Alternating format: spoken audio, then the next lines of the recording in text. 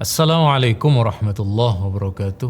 Alhamdulillah wassalatu wassalamu ala Rasulillah Sayyidina Muhammad ibn Abdullah wa ala alihi washabihi wa wala ma ba'd. Pemirsa Nabawi TV yang dirahmati oleh Allah, alhamdulillah sebagai umat Rasulullah sallallahu alaihi wasallam, Nabi telah memberi satu gambaran bagaimana perjalanan Islam ini sepeninggal Rasulullah hingga kelak bahkan sampai selesainya kehidupan. Dalam sebuah hadis Nabi riwayat Al-Baihaqi, Nabi bersabda, "Yarisu hadzal ilma min kulli khalafin udulu." Islam ini dibawa oleh orang-orang terbaik di masanya. Islam ini tidak kemudian datang ke Indonesia secara tiba-tiba lalu di negara kita menjadi muslim semua, bukan begitu caranya. Tidak ada ceritanya kitab Sahih Bukhari dibawa angin terbang, datang ke pulau kita, lalu menjadi muslim semua. Bukan begitu. Di hadis ini, Nabi menyebut pembawa ajaran Islam itu orang-orang terbaik di masanya. Orang-orang yang berdedikasi dengan perjuangan. Orang-orang yang tidak hanya mengorbankan nyawa, harta, keluarga, tapi semua total. Mereka dakwahkan, mereka bawa ajaran Islam sehingga tidak terasa negara kita pernah menjadi muslim mayoritas di dunia.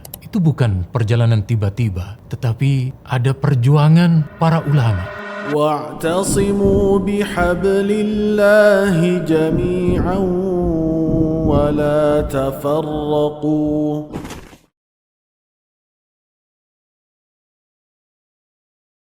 Sekarang siapa para ulama?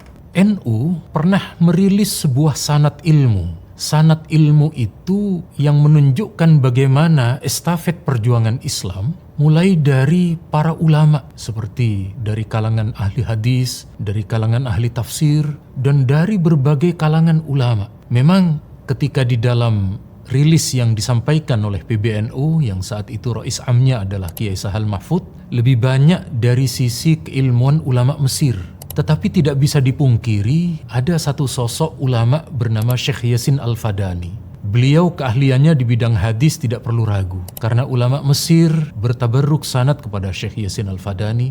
Ulama Timur Tengah yang lain memperbaharui sanadnya kepada Syekh Yasin Al-Fadani. Ternyata di dalam sanad ilmu yang ditulis oleh Syekh Yasin itu, para kiai kita, di situ sanad ilmunya banyak kepada para habaib. Ada sekian banyak sadah, ada banyak sekian habaib yang menjadi guru langsung. Bahkan di dalam kitab yang bernama Bulughul Amani yang ditulis oleh Syekh Yasin Al-Fadani, di situ beliau menulis bagaimana beberapa ulama dari tanah air kita, mulai dari Syekhona Khalil yang beliau menjadi inisiator berdirinya Nahdlatul Ulama. Demikian halnya dengan Kiai Hadratus Syekh Hasyim Asy'ari selaku Rais Akbar di masa pertama. Beliau di catatan-catatan itu bermulazamah kepada para habaib. Di antaranya kemudian yang kita temukan catatannya dalam Syekhona Khalil dalam biografi Syekh Yasin itu, beliau berguru kepada Syekh Muhammad bin Husain Al-Absyi yang saat itu menjadi mufti Syafi'iyah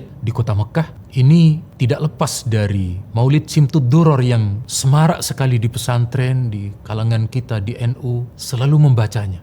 Demikian halnya dengan Kiai Soleh Darat. Kiai Soleh Darat ini juga guru daripada Kiai Hasyim Asy'ari, bahkan dari Muhammadiyah Kiai Ahmad Dahlan. Beliau dijumpai dalam sanad ilmunya itu berguru kepada Habib Syekh Bafakih Boto Putih Surabaya, di mana NU itu lahir, dan di sana pertemuan para kiai kita dengan habaib sama-sama kuat membentengi ahli sunnah. Juga adalah Hadratus Syekh Hasyim Asy'ari dalam kitab Tashniful Asma yang mencatat nama-nama guru dari Syekh Yasin Al-Fadani. Ternyata di situ dijumpai berkaitan dengan keadaan Syekh Hasyim Asy'ari, yakni Hadratus Syekh Hasyim Asy'ari berguru kepada As-Sayyid Alawi bin Ahmad As-Seggaf, pengarang Hasyiah Tarsyihul Mustafidin. Kalau kita pernah mondok, jangan pura-pura tidak tahu terhadap hasyiahnya Fathul Mu'in yang kita kaji sebagai salah satu kelengkapan dari kitab I'anatut Thalibin. Maka tidak bisa dipungkiri, baik para kiai kita maupun para habaib, beliau-beliau inilah yang oleh Nabi menyebutnya dengan yarithu hadzal ilma min kulli khalafin udulu.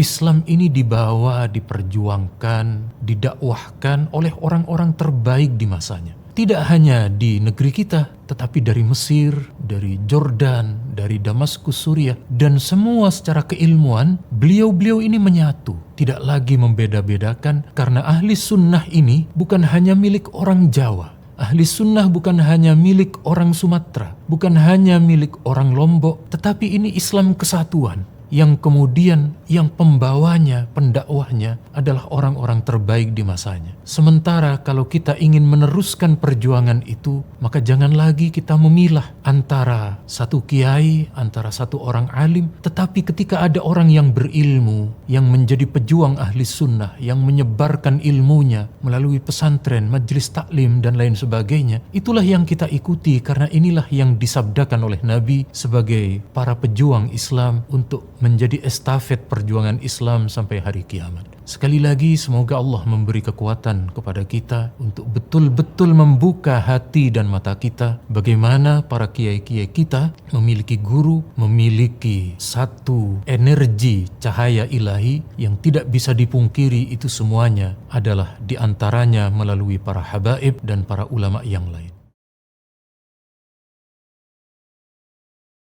Pemirsa Nabawi TV yang dirahmati oleh Allah, kita akan membahas bagaimana sejarah berkaitan dengan haul yang dipertahankan oleh para habaib dan juga para kiai. Kalau tadi sudah dijelaskan bahwa Islam ini dibawa oleh orang-orang terbaik di masanya, baik dari kalangan habaib dan dari kalangan para kiai, kita menjumpai satu contoh konkret. Sebenarnya banyak, tetapi kita ambil yang paling mudah kita jumpai di pesantren kita lakukan, di kampung-kampung kita juga kita menyaksikan, di seantero jagat raya di negara ini kita temui. Apa itu? Yakni haul, majelis haul. Ini tidak akan ditemukan di organisasi keaswajaan kecuali di NU, kecuali habaib. Inilah satu penerus perjuangan Rasulullah yang sampai hari ini konsisten menjalankan itu.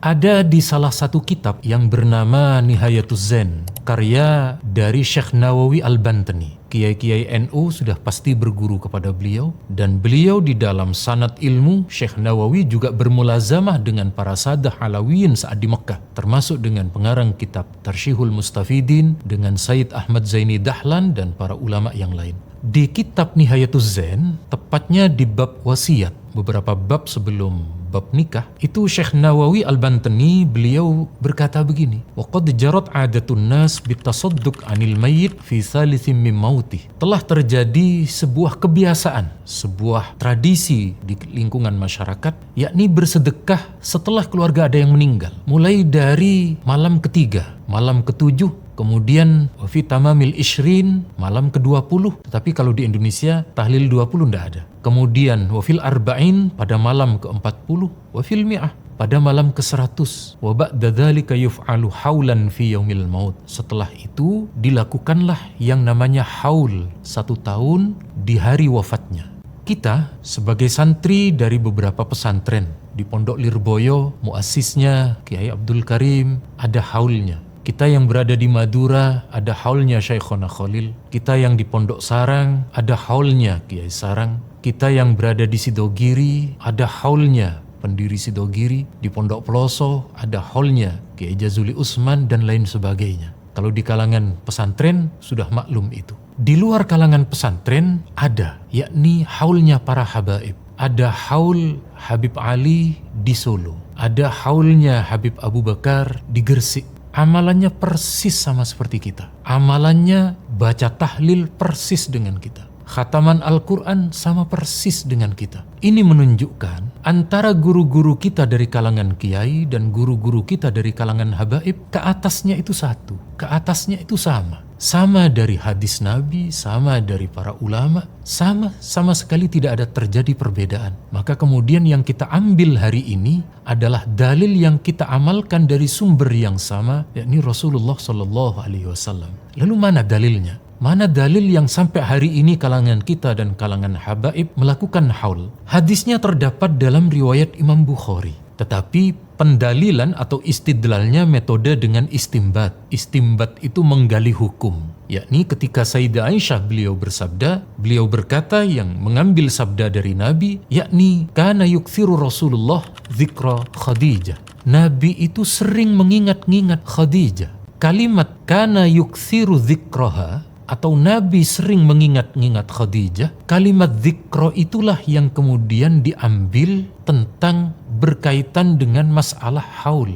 Oleh karenanya, kalau ada di antara kita pernah datang ke Mekah di bulan Ramadan, ada haulnya Sayyid Muhammad, guru dari para kiai kita di Indonesia. Itu ada redaksi Dzikra Wafati Sayyid Muhammad. Tidak cuma Sayyid Muhammad. Tahun kemarin saya ketika haji alhamdulillah menjumpai haulnya Syekh Yasin Al-Fadani. Redaksinya sama. Dzikra Wafati Musnidid Dunya Al-Muhaddis Syekh Yasin Al-Fadani. Kalau Anda coba menyeberang ke agak jauh di Damaskus, Suriah, di sana ada ulama besar yang bernama Syekh Ramadan Al-Buti. Setiap tahun ada Dzikra Wafati Asy-Syahid Syekh Ramadan Al-Buti. Jadi rupanya amaliyah yang berkaitan dengan haul ini tidak cuma di Indonesia, tidak cuma di Mekah, bahkan dimanapun umat Islam berada, itu mereka mengamalkan. Siapa yang pertama kali mengamalkan adalah Rasulullah SAW. Dari mana? Dari Sayyidah Khadijah, dari Ahlul Bait, dari keluarga Nabi. Bagaimana kemudian setelah itu dzurriyyah Nabi, keturunan Rasulullah dari kalangan sadah, dari kalangan asyraf, dari kalangan habaib menjalankan itu. Kita pun hari ini mengamalkan. Maka sekali lagi ini bukti konkret salah satu bagaimana kalangan ulama kita, kalangan kiai kita, habaib kita, muara sumber ilmunya sama, sanad ilmunya sama. Sehingga bagi kita untuk mencintai guru-guru kita dari kalangan para kiai dan kalangan habaib. Belum lagi berkaitan dengan sekian banyak amaliyah. Baik masalah talqin mayit, sama mengamalkan. Baik bacaan tahlil ketika kita ziarah kubur, sama ada dalilnya. Saat kita ziarah, saat kita datang ke kuburan, dari mana tuntunan kita membaca takbir, membaca tahlil, membaca tasbih? Dalilnya terdapat dalam riwayat Imam Ahmad. Jadi ada seorang sahabat bernama Sa'ad bin Mu'adz, beliau meninggal. Setelah Nabi memakamkan, di dekat makam itu Nabi membacakan tasbih, membacakan takbir, membacakan tahlil dalam riwayat Imam Al-Hannad. Ini yang mengamalkan kalangan habaib dan kalangan kiai. Maka sudah terlalu banyak kesamaan antara kita dengan habaib untuk kemudian betul-betul kita teladani, betul-betul kita ambil ilmunya. Karena sekali lagi yang dibenarkan dalam tuntunan Nabi adalah orang-orang terbaik di masanya, dan itu kita jumpai dari kalangan kiai dan kita jumpai dari kalangan habaib. Maka berkaitan dengan amaliyah-amaliyah itu sekali lagi kita eratkan kembali antara kita dengan kalangan habaib. Semoga ada manfaatnya. واعتصموا بحبل الله جميعا ولا تفرقوا